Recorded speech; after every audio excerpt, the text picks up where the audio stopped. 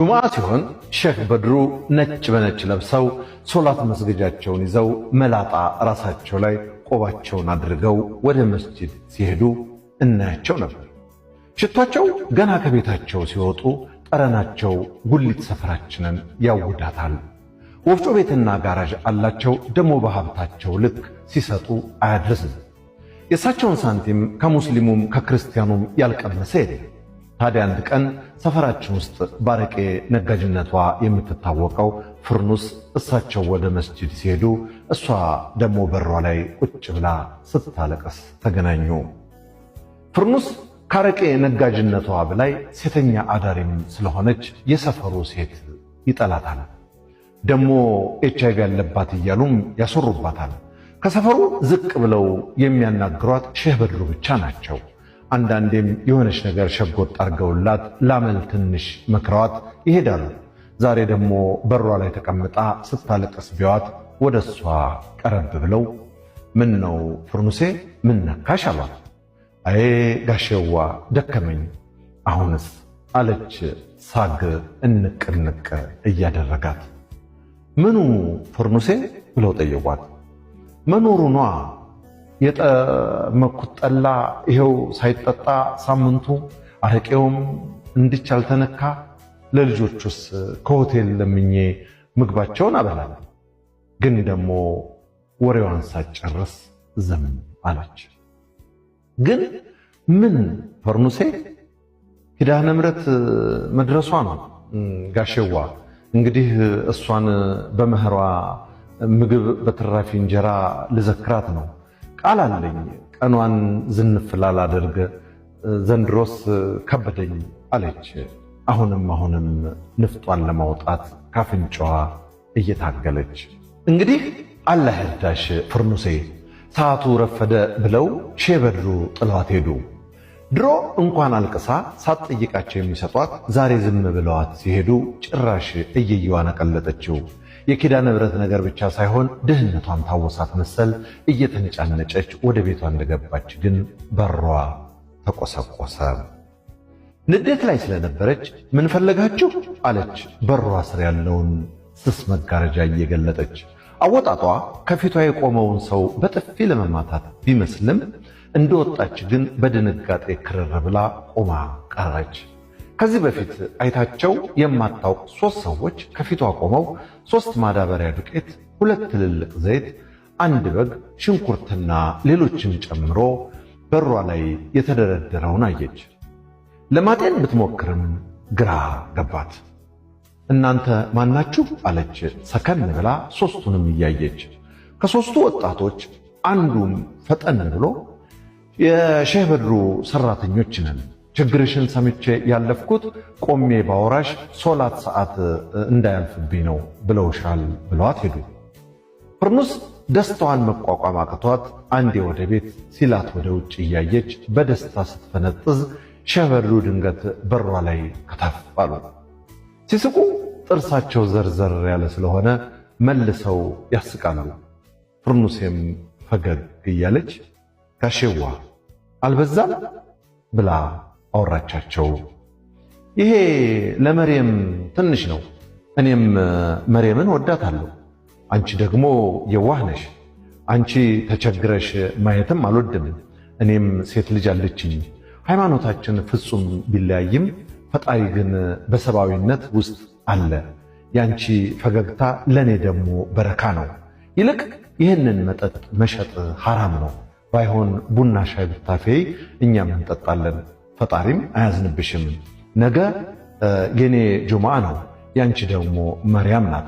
ከባል በኋላ በዚች ብር ደግሞ ሻይ ቡና መስራት ጀምሪ ብለው 2 የታሸጉ የብር ኖቶች አቀብለዋት እንደተለመደው ፈገግ አሉ። መርቀዋት ሄዱ። ፍርኑሴም ደስ እያላት ኪዳነ ምሕረትን ደግሳ ምስኪኖችን አብልታ ስቃ ዋለች። አባባ በድሩ የዋህ አባት።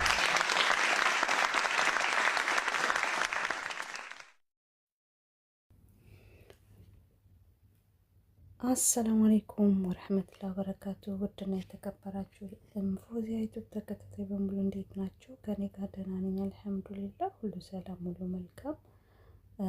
ዛሬ ያው እንደተለመደው እንግዲህ ብቅ ብያለሁኝ። እውነት ይሄ የተናገረው ሰውዬ በጣም እስከ ዛሬ ያለፍነው ወደኋላ ያለፍነውን እንዳስታውስ አደረገኝና ይሄን ለመናገር ነው። እና በጣም ምን ብዬ ልንገራችሁ፣ በፊት በእውነት እንደዚህ ጠለቅ ብለን ሳናቅ ስለ ሃይማኖት ማለት ነው እና ሙስሊሙም ክርስቲያኑም እኮ አንድ ላይ ነበር የሚበላው። እውነት እንደዚህ የሆነ ድግስ ሲያደርግ ሙስሊሙ ክርስቲያኑ ሙስሊሙን ይጠራል። የሆነ በቃ ድግስ ሲደረግ ይሄ ማርያም፣ ብዙ ጊዜ ማርያም ነው እኔ በነበርኩበት ባደግኩበት ሀገር ማለት ነው። እና ያው ጎረቤቶቻችን ክርስቲያኖች ናቸው እና እንትኖች ናቸው፣ ትግሬዎች ናቸው፣ ኤሪትራኖች ናቸው እና በጣም ነው የሚያከብሯት ማርያምን በጣም ያከብሯታል። እና ማርያምን ሜረምን ልበል በቃ ሜረምን በጣም ያከብሯታል። እና በዛን ሰዓት እንደውም አስታውሳለሁ በ20 ይሁን በ21 ይሁን ብቻ አላውቅም፣ የሆነ እንትን አላቸው የሆነ ማህበር የሚባል ነገር አላቸው። እና ዛሬ እነሱ የዛሬ ወር አንዷ ቤት ከተከበረ ለሚቀጥለው ወር ደግሞ ሌላ ቤት እንደዛ ነበር እና የሚደረገው በዛን ሰዓት በሚያደርጉበት ሰዓት ማለት ነው ዳቦ ይደፋሉ፣ ምግብ ይሰራሉ እና በእንደዛ በሚያደርጉ ሰዓት ማለት ነው ይጠራል። ሙስሊሞች ጎረቤት ይጠራል። ጎረቤት ሲጠራ ለሙስሊሙ በየአይነቱ ይሰራል።